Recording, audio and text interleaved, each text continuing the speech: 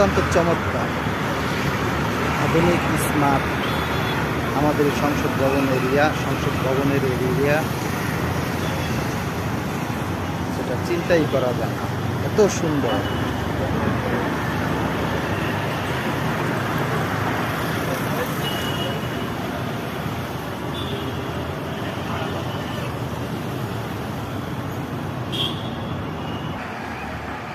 দর্শক, এটা হলো পিছনের সাইড, জাতীয় সংসদ ভবন।